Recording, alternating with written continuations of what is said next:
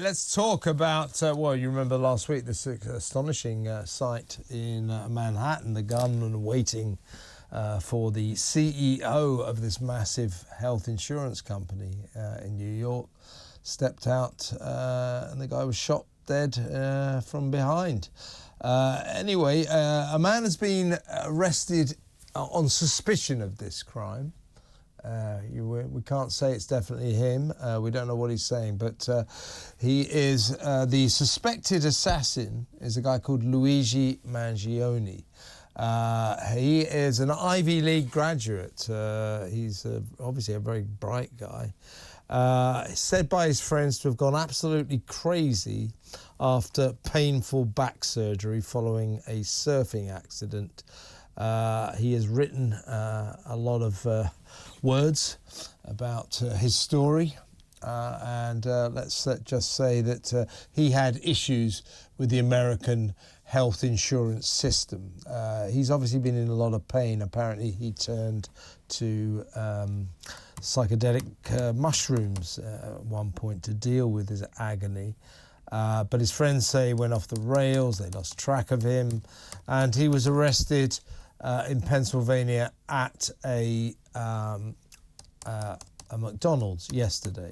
So he's in detention, and we have to be a bit careful because he's only the suspect. There he is. He's not, as far as I know, even...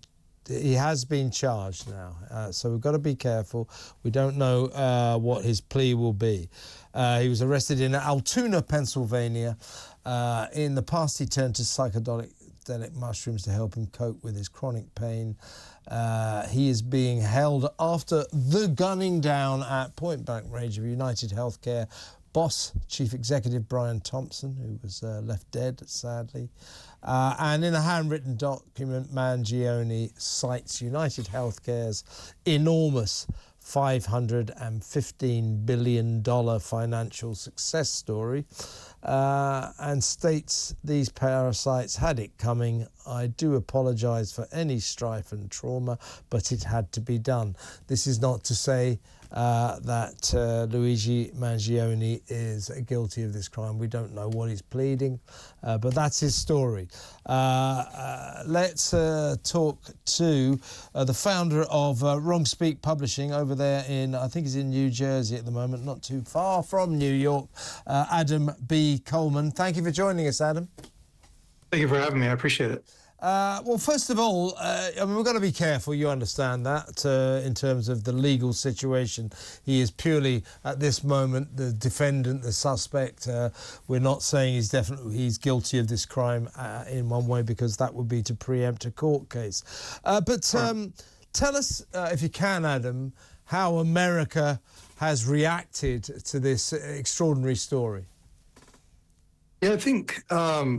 you know, most normal people who aren't addicted to the internet see it as a very horrible situation. The idea of a married man who has family, gunned down on the streets, you know, shot in the back. No one could ever imagine being in that scenario. And there really isn't any sort of good justification for being taken out like that. I know he allegedly has this particular gripe with the insurance companies, but is this the way to move forward? And obviously it isn't. Now, there is a fringe element that has romanticized this person a bit in a very strange way, which doesn't really surprise me because, frankly speaking, there's a weird obsession with serial killers. There's a weird obsession with murderers, infamous people who take lives in the United States. And I find it very strange, personally speaking, and I don't fully understand it. But this is the country I live in, and for whatever reason, this is how we sometimes view these people. I can't tell you how many documentaries about Jeffrey Dahmer exist out there, and people watch every single one of them. Well, I used to live in your great country myself, so I know what you're talking about. It is a strange American story. It's part of Americana. I don't mean to... I love your country, I love the people of America, but I don't mean to be disparaging, but Americans have a bit of trouble dealing with the difference between notoriety and fame. So some Americans don't seem to see the difference between a serial killer who they read about and they've seen on the TV and they've seen it in the newspaper, and somebody who's in the movies. Celebrity covers a lot of bases for some Americans. Yeah, I understand it to an extent. Like, there's a deep intrigue with someone who's doing something that you would never want to do, and what makes a person come to that point.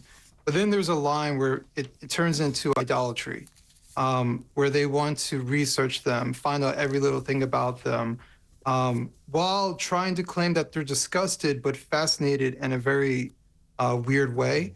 And I kind of see almost like the Jeffrey Dahmer effect happening with this guy, where they're just looking up every post that he's made. And obviously, Jeffrey Dahmer wasn't in the internet age. So here we are in the internet age, looking up everything that they can find on the internet about this guy and trying to decipher what he's saying. Allegedly, he has some sort of mini manifesto, and people are trying to decode what he is talking about and ask if his complaints are valid or not. It just becomes this whole thing. Meanwhile, the man who was victimized, whose life was taken, gets further and further minimized. Yeah, who had a wife and kids, and that must not be forgotten. And as I say, Luigi Mangione, we don't know what he's pleaded. He's being charged with the murder of this guy, and it was a shocking thing to see in the streets of New York, blatantly done like that. But is there... the other thing that I think might sort of gel with the people of America, I mean, having lived there myself, I mean, people don't love the health insurance industry in America, do they? What I always found was American insurance companies, I mean, they're pretty bad over here, don't get me wrong, but American insurance companies, they're very happy to take your money. But boy, oh boy, do they hate it when you claim any money back from them. They make it very difficult. So a lot of people don't have great feelings about the health insurance industry because, of course, most Americans have to invest in that. Otherwise, they don't get proper health care. But they often find that when they claim, they don't get the money back. So this is possibly... he didn't like the health insurance industry. This is possibly why some Americans are actually depicting him as some kind of hero. Yeah, I mean, I think sometimes the way we talk about the insurance company is as if they exist on an island, right? The entire thing is the health insurance industry, right? So it's not just insurance companies. It's the doctors, it's the hospitals, it's all these different people, it's the vendors. And the reality is we don't talk about the hospitals. Why are they charging 100 times for bandages than they would if you just went to the local store? Why do they charge all this money? And it's because they're trying to siphon every dollar that they possibly get from the insurance companies, creating this constant battle. And the insurance rates go up because the hospitals charge more, the doctors charge more. So it just becomes this entire system that is fighting against each other. And in many ways, not to say the insurance companies are victims of sorts, but from a business standpoint, they are fighting against being taken advantage of.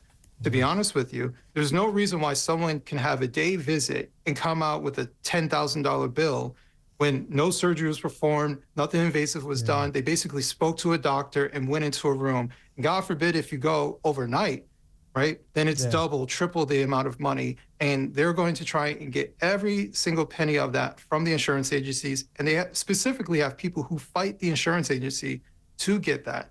So this is it's a toxic system all the way around. I know people who work in the medical field. My wife used to, talk with insurance companies all the time. She completely understands. She doesn't particularly like the insurance companies, but she also doesn't like the entire system and how it's run. So that is what that's one of the reasons why this case has got such a massive response. I mean, of course, we don't remotely condone the crime, the gunning down of this guy, but a lot of Americans are not happy with the healthcare system over there. Yeah, it's true. You know, a did clock is right twice a day, right? He can be right about a couple of points about the insurance companies while missing bigger context as to why they are the way that they are. Because we haven't even talked about the government element to it, why they're allowed to do certain things, and why they're not restricted. You know, supposedly Obamacare was supposed to fix all of this, and I guess it hasn't. But at the end of the day, he's still wrong for his behavior, and I don't care what his reasoning is. Yeah, I agree with that. Well, if it was him, got to be careful. But whoever did it committed a terrible crime and deprived a mother and children of the father of the family, and that is horrible indeed. Adam, really good to talk to you. Thank you very much for your time. That's Adam B. Coleman. He is the founder of Wrong Speak Publishing over there. I think he's in New Jersey, so that's very close to New York.